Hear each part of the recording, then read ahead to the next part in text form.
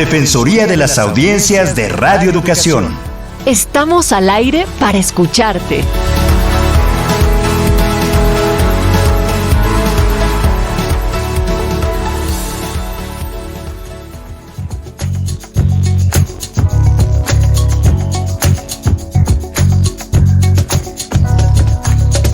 ¿Qué tal, amigas y amigos de Radio Educación? Bienvenidos una vez más a este espacio de la Defensoría de las Audiencias. Es un placer poder platicar con ustedes, saber qué es lo que están opinando, pensando con respecto a los contenidos de esta su radiodifusora, y lo hacemos cada miércoles de la mano y de la voz de la Defensora de las Audiencias de Radio Educación, la maestra Ana Cecilia Terrazas. ¿Cómo estás, Ana Cecilia?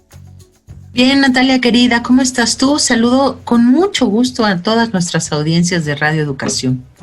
Pues yo estoy muy intrigada porque hoy vamos a estar platicando sobre las audiencias de radio, un corte que se hace hasta junio del 2022 para preguntar qué es lo que estamos escuchando. Y con esta pregunta también como detonante queremos convocar a nuestras audiencias que lo hagan saber, llegar a través de nuestro WhatsApp, que estamos en el 55 12 33 29 15, que nos cuenten qué están escuchando ustedes, qué les gusta de parte de la programación de Radio Educación y cuáles son algunas opiniones que surgen. Nos encantaría tener un audio de su voz, porque esto se puede reproducir y después acá estarlo escuchando y compartiendo, ¿qué no, Ana Cecilia? Pues sí, queremos oír su voz en este programa y es un reto que nos hemos propuesto para este trienio, escuchar por lo menos a una persona de las audiencias de viva voz. Entonces, ¿qué está escuchando? Yo siempre pienso que los derechos de las audiencias, déjenme decirlo coloquialmente, valen gorro si no nos escuchamos, si no escuchamos también qué están pensando y qué están queriendo las audiencias. Por eso el programa de hoy trata sobre eso, y de paso, pues sí, reinvitarlos a que nos graben un minutito y nos lo manden por su WhatsApp desde su celular. Y les recordamos que es en el 55 12 33 29 15, además de nuestro correo electrónico, que es audienciasre@cultura.gov.mx, uno de los medios por el cual ustedes se pueden estar comunicando. Y sírvase de también decir de paso que estos derechos, mientras más los podamos conocer, mejor los podemos ejercer. Entonces también que le echen un oído y también puedan comentar cada uno de los 9 programas de la serie Introducción a los Derechos de las Audiencias y sus Defensorías en México. Esto es para que podamos remitirles de manera digital una constancia de escucha con el aval de la Cátedra UNESCO, la AMDA, AMARC, Cultura DH y también esta Defensoría. Si ustedes nos escriben y comentan cada uno de estos capítulos al correo electrónico audienciasre@cultura.gov.mx, y también pueden descargar y escuchar bajo demanda los capítulos en radioeducación.edu.mx/podcast, _medio, curso, _medio, audiencias. Y bien, Ana Cecilia, pues el día de hoy tenemos a un gran invitado para poder platicar sobre el tema que ya les mencionábamos, Francisco Abundis, que es director asociado de Parametría SADCB. Muchas gracias por la invitación, Natalia, Ana Cecilia, un gusto estar con ustedes, como siempre, gracias. Paco, pues hace mucho que ya no estabas con nosotros, más bien hace mucho que no estábamos midiendo cómo estaban las audiencias a través tuyo, que me parece que eres de las personas más serias que hacen este tipo de trabajo en este país. Entonces me encanta que hayas regresado. Creo que te vamos a tener que pedir que hables un poco más fuerte, okay, porque además pues se nos atravesó pues la pandemia, ni más ni menos. Y yo me imagino que traes resultados y traes gráficas, estadísticas y encuestas y cifras que nos pueden sorprender y que nos van a dar un poco de un panorama de qué ocurrió durante este tiempo, ¿no? No sé si bajaron, si subieron las audiencias, si se orillaron, si quedaron desanimadas. ¿Tú qué nos puedes decir, mi querido Paco? Bienvenidísimo al programa de nuevo. Muchas gracias, Ana Cecilia. Pues mira, como la intuición sugiere y pasó con los datos que tenemos, yo creo que el gran ganador, en este caso de niveles de atención por parte de la población durante la pandemia, fueron medios de comunicación en general. Hay fenómenos interesantes como gente más conectada a Internet, gente más conectada a la televisión, porque más gente contrató Internet y en su paquete de Internet tenía televisión, por ejemplo. Es digamos, un subproducto de lo que pasó. Gente mucho más involucrada en redes, pero en este caso la radio no fue excepción. Durante la pandemia mucha más gente escuchó radio. Tenemos un reporte, digamos, como ejemplo de la Ciudad de México, en el que se agregaron a 7 millones de radioescuchas. Digamos, el número en el 2021 en el agregado es 115 millones, dividido por cada mes del año, son 9.4 millones de personas que escucharon algún contenido de estaciones de radio por lo menos 15 minutos. ¡Wow! Entonces, estos datos son, digamos, es un momento inusual. Yo creo que aquí lo interesante sería ver de este crecimiento de la audiencia cuánto queda para el 2022. Es decir, si esto fue un momento de excepción, si esto generó una tendencia, si esto implica que la gente está revalorando medios como la radio, o simplemente pasó durante la pandemia. No lo sabemos todavía. Lo que sí sé es que igual que con otros, digamos, con otros medios, no solamente cambió el número, sino cambió el hábito, ¿no? Es decir, se escuchan cosas distintas, son distintos los niveles de atención. En el caso de Radio Educación, por ejemplo, que siempre ha tenido un nivel bajo de audiencia o del share, pero siempre con mucha lealtad, ¿no? Sabemos que comparados con estaciones, ¿no?, inmensas como, digo, les voy a dar el ejemplo, ¿no? Qué Buena, Exa, Estéreo Joya, que están como en los extremos. Radio Educación, como radio educativa, logró un share de 3%, que contra el año anterior, que era 2.16, tuvo un crecimiento casi de 1 punto, ¿no? Opus 94 del IMER, que es otra, digamos, radio educativa, llegó a tener un acumulado de 7%. Entonces, yo creo que sí, no solamente hubo un cambio en los números en general, sino en el tipo de audiencia y en el tipo de programas que están escuchando, y creo que algunos de los beneficiaron fue pues la radio más educada, tal vez diría casi escolarizada, ¿no? ¿Qué es lo que pasa con Radio Educación o con IMER, por ejemplo? Francisco, por supuesto que queremos saber qué es lo que estamos escuchando, las audiencias también, cómo van apuntando hacia estos datos, pero antes, aunque sea reiterativo para ti, nuestras audiencias siempre preguntan, ¿cómo miden esto? ¿Cómo saben quiénes y cómo están escuchando los contenidos que se están transmitiendo? Hay varias metodologías. La nuestra, digamos, como encuesta, es de las más falibles. La que está mucho más calificada, como es INRA para radio, IVOPE para televisión, tiene aparatos de seguimiento de tal manera que determina o sabe a partir de una muestra amplia qué está escuchando la gente, a qué hora está cambiando, cada cuándo le cambia, por cuánto tiempo escucha un solo programa. De ahí que el dato sea tan preciso como el que les acabo de dar, digamos, los datos que les mencioné sobre la Ciudad de México, este crecimiento de casi 7 millones, que escucharon por lo menos 15 minutos, solamente lo puedes captar con un aparato colocado, es decir, con algo que te registra el tiempo de la audiencia, que es mucho como lo hacía IVOPE o como lo hace IVOPE para televisión. Entonces son datos bastante confiables. Paco, dijiste que había cambiado lo que se escuchaba y yo tengo también una pequeña aportación. Antes en radio, antes de la pandemia, en el momento en que había demasiada producción grabada, es decir, cuando no estabas produciendo en vivo y transmitiendo en directo, bajaba la audiencia, indefectiblemente bajaban las audiencias, ¿no? Se sentía hasta tenemos este dicho, se sentía el no vivo y en directo. Entonces, ahora no solo se pues todos estaban, yo creo que en la misma condición. Pero eso parece que no afectó tanto o no afectó a todos los medios. Eso es por un lado y querría ver si sabes algo de eso. Y por otro lado, dijiste, estamos escuchando otras cosas. No, yo no lo sé, pero por ejemplo, en un ejemplo muy comercial, no sé si las series médicas de emergencias médicas, que eran un formato absolutamente comercial, exitoso, probado, una fórmula manida para tener seguidores y muchísimos fans, dejó de verse. Quizá había algunas, muchas series hasta de médicas, pues se enfrentaron a que el tema era lo que ya no querías, ¿no?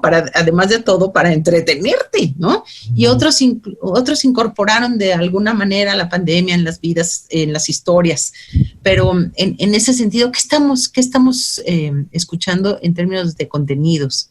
Mira, para la radio no tengo un dato tan detallado, tengo algunos datos para televisión. Y te pongo un ejemplo de lo que pasó en Canal 11. Como bien señalas, hay una parte como de entretenimiento que se vio favorecida, o de pronto otras no tanto. O sea, ya los programas médicos, y tal vez ya no querías saber mucho de eso y querías como otro dato que no te llevara nuevamente a revisar qué estaba pasando con la pandemia. Lo que sabemos es que se fue a otros temas de salud pública. Por ejemplo, hay muchos, y durante la pandemia y ahora más, muchos programas sobre salud mental. Y eso, pues nada, o sea, creo que lamentablemente es una realidad, es algo que estamos enfrentando. Y entonces programas como Diálogos en Confianza, o como tener entrevistados, psiquiatras, psicólogos, en general, gente que estaban en el área de la salud mental, aumentaron muchísimo. Y es que, pues hay que decirlo, ¿no? Como tal, es información que la gente necesita. ¿Qué le pasó a los niños? ¿Qué les pasó a los adolescentes? Tener una explicación de lo que sucedió. Y si te vas al lado del entretenimiento, da la impresión que hubo como un giro hacia, no sé cómo llamar, más elaboradas, más sofisticadas, más complejas, que requieren más atención. El patrón sería, mejoraron mucho nuestros niveles de atención. Parece que tenemos más tiempo para escuchar radio, más radio dedicada, o en general medios más dedicados, y en general esto te llevó a, incluso para algunas productoras, tener que hacer contenidos más sofisticados, más complejos, mayores contenidos, mejores contenidos, y algunos con temas muy específicos como el que te estoy diciendo. Sí, ya no te querías enterar de muchos temas, tal vez de salud en general, o de qué pasaba con la pandemia, pero entonces llevas por los contenidos de qué generó la pandemia y qué nos pasó con la pandemia. Y si ubicas la cantidad de programas que hay todavía hasta el día de hoy de, pues, qué nos pasó en esto, pues ya no sabemos si fue un año. Bueno, ese es otro problema, ¿no? Que ni siquiera sabemos cuánto duró esto, si ya se acabó o no.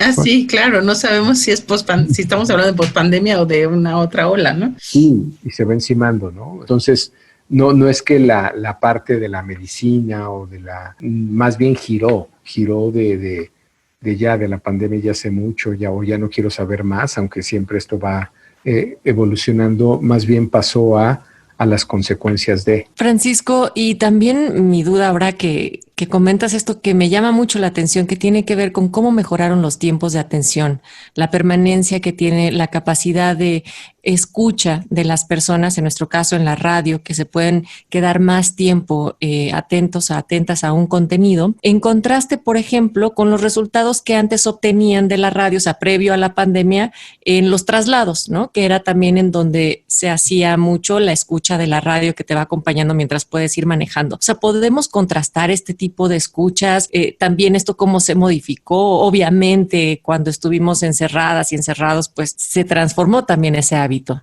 Sí, claro, digo, se convirtió en una escucha mucho más en casa. Ahora que lo mencionas, muchos programas en esta fórmula de ser multiplataforma, y entonces estar igual en tener un canal abierto de televisión. Digo, Radio Fórmula es un buen ejemplo de ello, ¿no? Tienes a alguien a cámara y lo tienes también en la radio, ¿no? Y lo puedes tener en redes también. Ciertamente giró un poco más a la audiencia que ya no estaba precisamente Natalia en su auto yendo al trabajo, o tuvo que poner más recursos en la parte de comunicación más directa de televisión, porque entonces en ese caso pasamos como a los recursos visuales, ¿no? Sí, lo que antes solo se escuchaba, estando en casa ya también se veía. Hubo varias producciones, tuvieron que girar así, ¿no? Y ciertamente yo creo que otro ganador de esta pandemia fueron pues distintas programas o audiencias de televisión abierta, y yo creo que para bien o para mal el tema de las redes sociales, ¿no? Porque, siento ponerlo así, si hay una especie de... Hay un cuestionamiento natural entre quien toma sus contenidos de las redes a quien lo toma de medios abiertos. Y eso creo que lo pueden entender más en noticieros, por ejemplo. Frecuentemente la información que la gente recibe en redes cuestiona lo que se dice en noticieros de radio abierta o televisión abierta, porque es información no validada. Y esta es una tendencia que a mí me parece muy, muy interesante, en ciertos temas peligrosa, ¿no? Porque precisamente las redes no tienen por qué validar la información, pero mucha gente le está dando como válida. Entonces, igual que hubo un aumento de estas audiencias, en el lado positivo, ¿no? de la ecuación, les dirá que los contenidos son cada vez más cuestionados, para bien y para mal. ¿Los contenidos en general son cada vez más cuestionados? Sobre todo los noticiosos son cuestionados, digamos, en términos de nivel de reputación. Si lo viéramos en gráfica, que veríamos si en postproducción se podrían incluir, Ana Cilia, para que veas cómo va la tendencia a la baja de la reputación de los medios abiertos de televisión y de radio. Y esto tiene que ver, está en alguna medida correlacionado o es casi proporcional al crecimiento de las audiencias en redes sociales. Mira, qué interesante. En radioeducación, que yo digo que se cuece un poco aparte de muchas maneras y por muchas razones, hay una paradoja, fíjate, que es chistoso, ¿no? Este bastión duro de radioescuchas, radioeducados, que que han sido ultracríticos en los últimos muchos años, ahora resulta que a una parte les suena que los espacios informativos, es lo que recibimos aquí en las audiencias, aquí en la Defensoría, les suena que los espacios informativos son, por ejemplo, panistas, ¿no? O ultraconservadores. Y a otra, o sea, no hay nadie intermedio, ¿eh? A otra les suena que no, que están absolutamente, que son oficialistas. Entonces, eso siempre me parece que es muy sano cuando haya esos dos polos de la misma medida, porque por lo menos no se dejó de hacer un periodismo crítico, o por lo menos se puede medio ver el balance, pero es muy interesante lo que nos dices. Yo quería consultar si de casualidad tienes algo de datos, cifras, menciones, o que nos pudieras arrojar algo de estadísticas sobre los propios derechos de las audiencias. No sé si ha pegado o si solo pegó el tema cuando se puso una cortina ahí de humo hablando de opinión e información. Eso por un lado. Y también te querría hacer una última pregunta antes de que se nos termine el tiempo. Si nosotros estuviéramos ahorita en un comité de mesa de técnico de programación, de producción, ¿qué nos recomendarías? ¿Qué contenidos nos recomendarías producir para nuestras audiencias? Está pasando con otros públicos, y me adelanto algo que podría pasar en México, o que está haciendo un poco medios como Animal Político, otros, que es una forma de validar la información. Es decir, ¿cómo sabemos que difícil, ¿no? Muy, muy difícil, pero ¿cómo podemos discriminar la información que recibimos? Como el verificado. Yo les pondría un ejemplo de lo que nos pasa a nosotros en cuestión de medición de opinión pública o lo más delicado en medición electoral. Y les pongo un solo ejemplo. Para las 6 elecciones locales que vienen, les puedo poner nada más el caso de una que medimos a detalle. Del 100% de supuestas mediciones que se publicaron, que siento decirlo, en una buena parte eran simplemente anuncios, pasquines, publicidad. En el 100% de lo que se publicó, 90% son mediciones no verificables. 90% de lo que se publicó. Y pues y circula en redes, y circula en tomadores de decisiones, en clase política, y la gente las reenvía. Eso ahí yo creo que hace falta una reflexión muy fuerte sobre la información que nosotros como ciudadanos, audiencia, votantes, el rol que quieras ponerle, solemos reproducir y no nos damos cuenta o no verificamos lo que estamos reproduciendo. Y se los diría así de grave, 40% de la información que recibimos la gente la reenvía sin verificar qué está reenviando. Y eso está convirtiendo en un tema muy delicado, porque nos estamos convirtiendo en reproductores de mala información, información confusa, información falsa. Digo, yo sabía que en mi gremio pues, el tema era grave, ¿no? De lo que estaba circulando. La verdad es que nunca pensé que tan grave hasta que hicimos este recuento. 90% de la información que circuló fue o inventada o no verificable o no, simplemente sin registro frente a la institución electoral. Qué fuerte. 9 de cada 10 mediciones y le estoy poniendo un ejemplo nada más. Creo que esto está pasando con muchos otros temas públicos, temas importantes, temas relevantes. Hay muchísima información, más bien publicidad, que funciona como si fuera información para apoyar una u otra causa en cualquier debate público y pues lamentablemente el público no tiene muchas formas de discernir. Y nuevamente, irónicamente, eso está cuestionando los medios que, como ustedes saben, son pues una inversión cara porque necesitas todo un aparato de periodistas, de gente que verifique información, de todo eso en redes no existe. Y lamentablemente buena parte de la ciudadanía o de las audiencias está tomando esta información como si valiera lo mismo. Y creo que además es algo de lo cual nos pudimos dar cuenta durante la pandemia y además en un punto tan crítico porque se trataba de la vida de la gente, de la salud en cuanto a la información y toda la infodemia que se produjo durante estos 2 años. Entonces, por supuesto que ahí se pone una alerta, pero quisiéramos, sí, Francisco Abundi, cerrar con esta parte. ¿Qué sugerencias en cuanto a contenidos son necesarios en todo el espectro radiofónico, incluso televisivo, pues, aunque no sea nuestro medio, para estar pudiendo entregar mejores contenidos, materiales que la gente quiere escuchar y que les venga bien? Ya, yo creo que iría, no hay muchos programas sobre esto que estamos hablando aquí, pero sería interesante, por ejemplo, generar un programa de discusión sobre cómo los medios tratan las noticias. De eso si ubican en muchas democracias, en, no sé, Francia, Estados Unidos, o hay como estos programas de discusión donde la gente dice, mira, esta misma noticia así la trató tal periódico, y así la trató este otro periódico, y así la trató este periódico, creo que si queremos hacer audiencias críticas, tenemos que develar las líneas editoriales de cada medio. Y ese es un ejercicio, a mí me parece muy sano, muy interesante.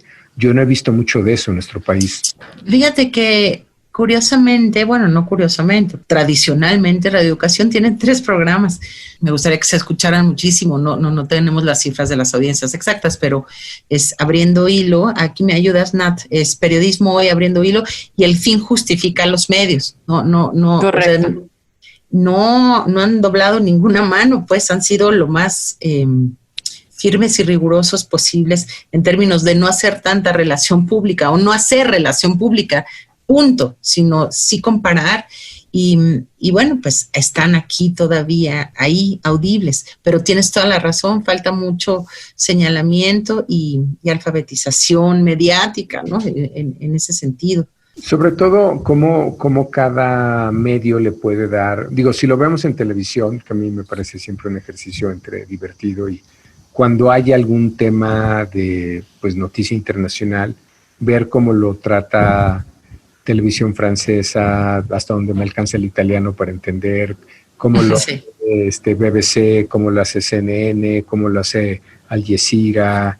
Es como muy interesante el enfoque de cada medio y te vas dando cuenta que pues está en función de sus audiencias, de cómo lo entiende su audiencia y del interés propio a veces de un país o de una nacionalidad, ¿no? Claro.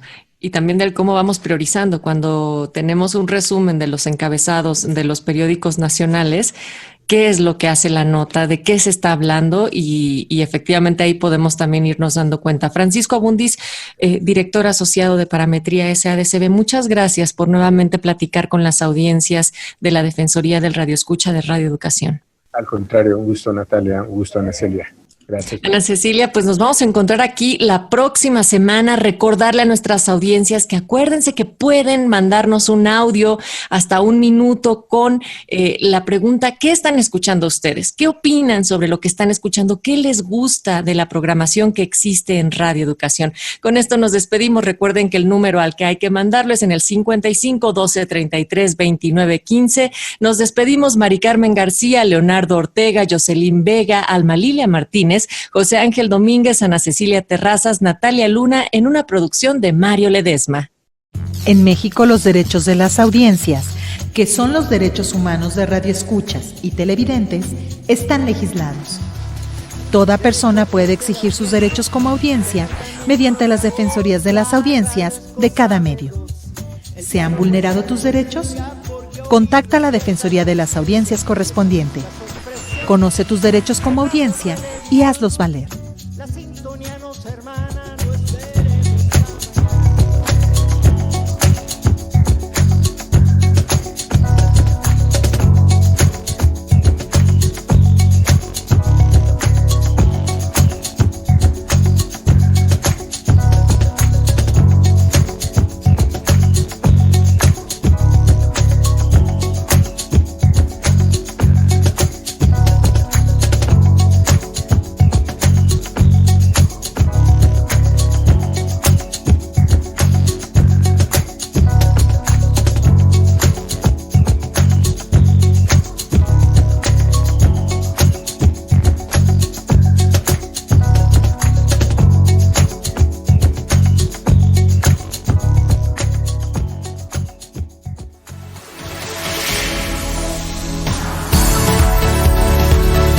Defensoría de las Audiencias de Radio Educación.